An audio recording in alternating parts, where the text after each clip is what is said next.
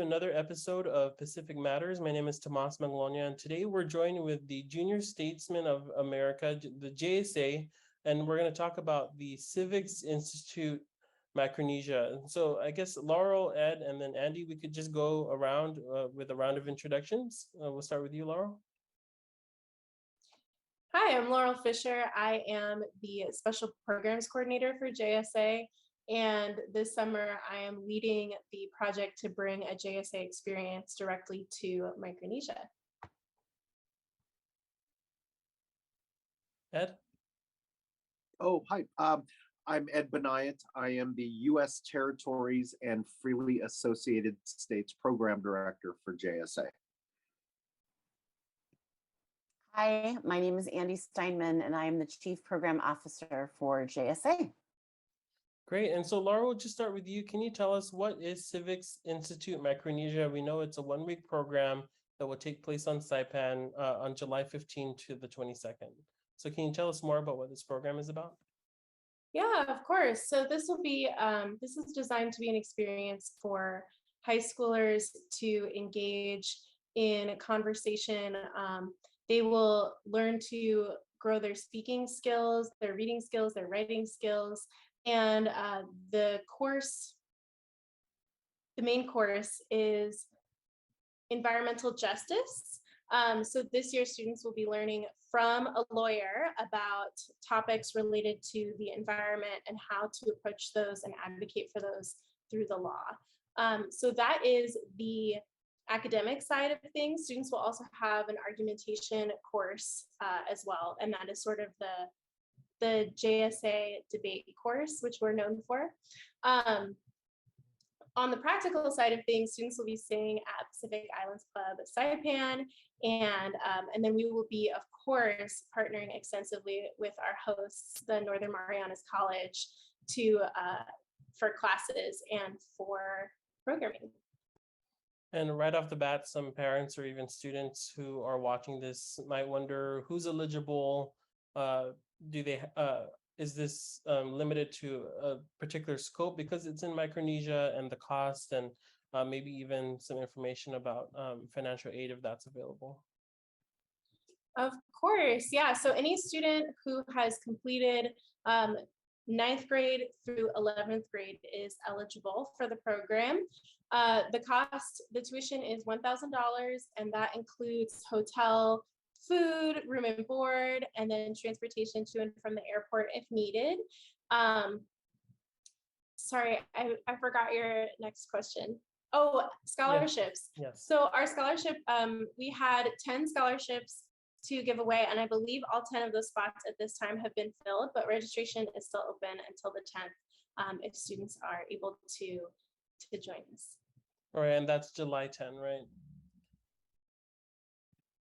And Ed, we'll go over to you because I've known you. I'm a JSA alum, and I've known you to come to the Pacific and the rest of Micronesia to recruit and meet school officials and students. So for those who might be just getting acquainted with JSA for the first time, can you first kind of draw out what is JSA, and then secondly, its ties to the Pacific? Sure. We are a civics organization that teaches students civics discourse and activism. When you went through the program, you know a huge component of our program is speech and debate. We try to foster students that to find their voice, to have them change the world and make it a better place. We've had this grant in place since 1991, and my position was created in 2014 through the grant. So I've been in this role since 2014. I'm a JSA alum. I visit annually to all throughout the whole region, U.S. territories and freely associated states, to recruit students to come to our program. So I visit high schools. I meet with elected officials. I meet with parents to get students to come to the program. We've had over 5,000 students attend the program from from the islands, and we've got a great relationship. The grant is funded through the U.S. Department of Interior, the Office of Insular Affairs. So we've got a great relationship with them. Like I said, this grant has been in place since 1991.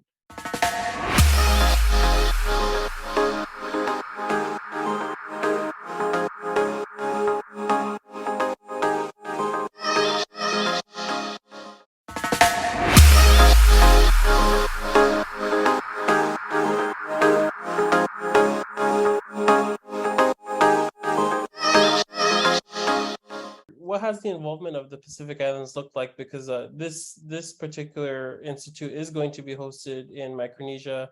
Is this the first time that this is being done, at least for JSA?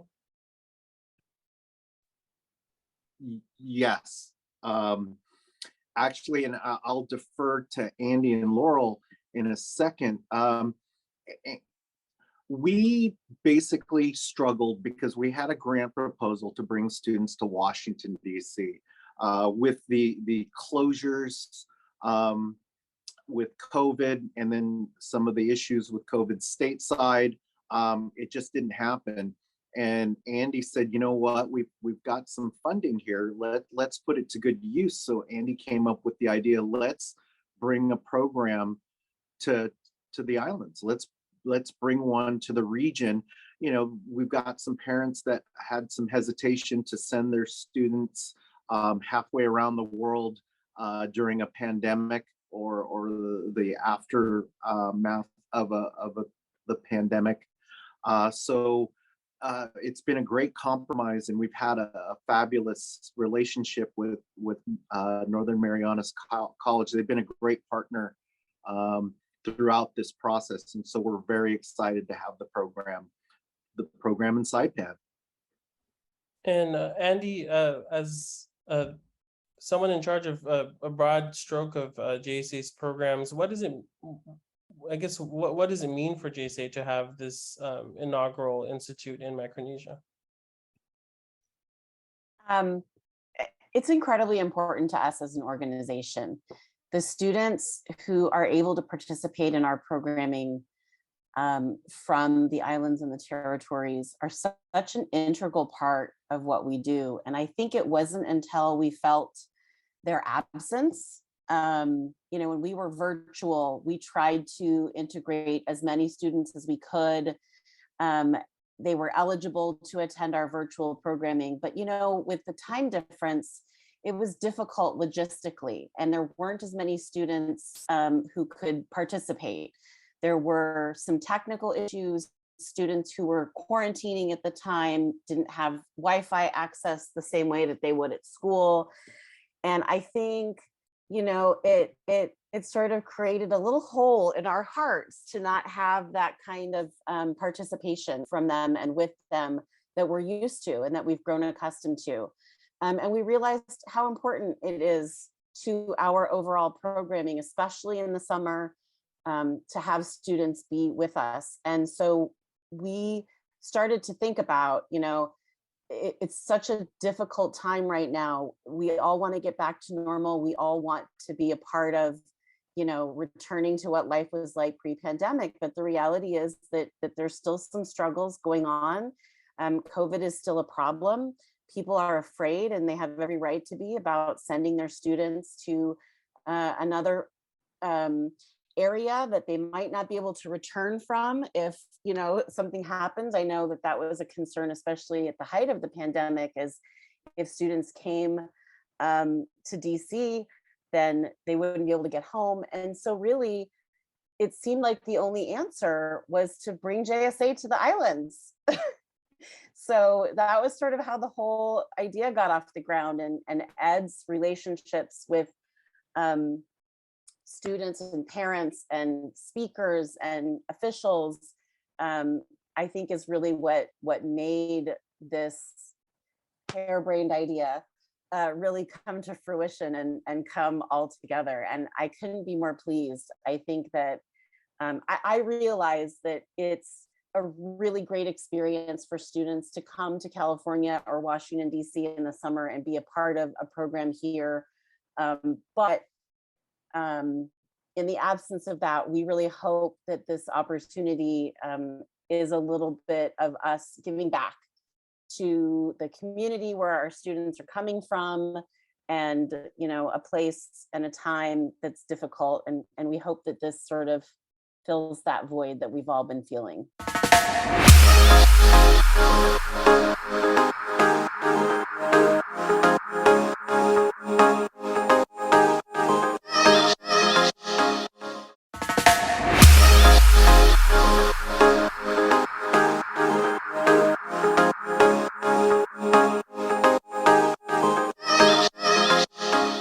Laurel or Andy or anyone really on the panel, there's a lot of summer programs. Parents get bombarded with just, fortunately, I guess, with a lot of activities for their children to go through, to experience in the summer. Why JSA in particular? What sets JSA apart from other programs, or why should a student or parent invest in this institute? So I get this question a lot, why JSA? And I will say, so I'm an educator. I've been an educator for 20 years. I was a high school teacher and a high school principal. And there are many, many organizations that tout being student-led, right? That say that they teach students how to become leaders and they create opportunities for students to find their voice and make change. But so I understand that there's a skepticism from adults, especially teachers who hear student-led. They hear that phrase thrown around a lot. JSA is the first program I've ever been involved in, and before I was here as a staff member, I was my school chapter's teacher advisor. So I've seen kids come through the program. I was in that role for almost 12 years before I came to JSA as a staff member. And it's uniquely different. Our summer programs are academic in nature and they are more adult-led than our school year programs, but the spirit of student-led and the training that our participants receive to become strong, independent leaders in their communities and in their schools, and it is a different experience. We aren't just asking students to learn something, we're asking students to become the person responsible for making that change in their community. And we're giving them the tools and the experience they need to do that. And I do think that JSA does that in a way that's different from other programs. That's not to say that there aren't wonderful programs out there that can teach students a lot of different things. But I think when it comes to creating a space for students to grow and be independent and find their voice and have difficult politicized conversations, there isn't a better place for students looking for that than JSA. All right, great. And I think that's a great segue to Laurel. I wanted to ask you about what exact type of space is going to be created at the Institute. Just taking a glance at the program website, talking about participating in government, national, state and local events and conversations. You mentioned environmental justice. What kind of how involved will local officials be? Are there going to be site visits on Saipan? Can you kind of draw out what the day-to-day might look like for someone who's a part of the program? Yeah, of course. So first I'll say that North Marianas College has used their network of JSA alums and others to help us secure some incredible speakers. And it looks like we will have speakers from all three branches of government come and speak with our students. Students will have an opportunity to ask and answer questions. We'll also have a banquet dinner, which will include some officials, and students will be able to share a meal and really talk about what they've been learning that week and what they're interested in taking back home with them. In terms of the day-to-day, so students will have breakfast, and then there's a morning meeting where we'll go over the schedule for the day. Students will then have a class in the morning, lunch, and then in the early afternoon, they'll have either a speaker or maybe a group project. And then in the late afternoon, they'll have another class. And then in the evening, there is dinner, of course, homework time, and sometimes also fun activities.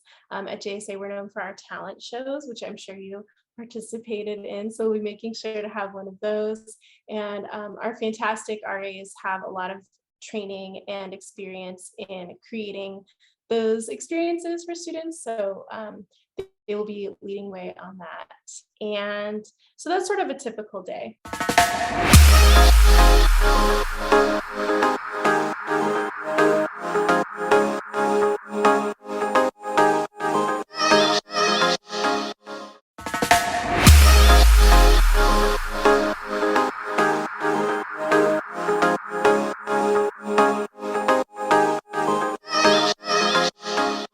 Ed, I just maybe want to give you the last word here in terms of what you hope this institute achieves here in Micronesia, which is a place that you've visited many times, and maybe the impact you hope to see. I, as an alum myself, I'm hoping this isn't the first or and last one. So can you speak to maybe what your hopes are and the future of JSA in Micronesia? I'm hoping to bring the JSA experience to students in the insular areas and the region that might not have access, because typically I hear from students, it's got a great reputation. I want to go. I have to go to JSA. I didn't get the scholarship, and the tuition. The tuition is in line with other summer programs, equal summer programs, but it's a hardship. Students have to fundraise for that, and we've been fortunate to have support from government entities to get students to the program.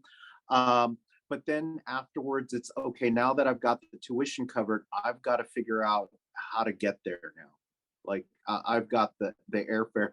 So we're hoping to bring that experience to students in the region that might not have access, to expand our reach. We've got a great reputation. I think what makes us different from other programs is the students, because we've got a great reputation in the islands. We attract a certain type of student. I run into alums all of the time, and seeing the impact of the program. I run into government officials. I run into elected officials. I run into folks at the embassy, teachers that say, you know what, I'm a JSA alum, and I always hear, I love that program. And what I ended up learning in the program, all due respect to our professors and our staff, I think a lot of the learning in the program is from the students when they share their viewpoints, when they debate, and we're hoping to bring that to the area. I know a lot of times students, don't have a lot of opportunities to attend these types of programs just because of the distance, and so now we have it locally where they can attend. So we're very excited to kick this off. All right, thank you all so much, and hope to be in touch after the program ends. So good luck and congratulations.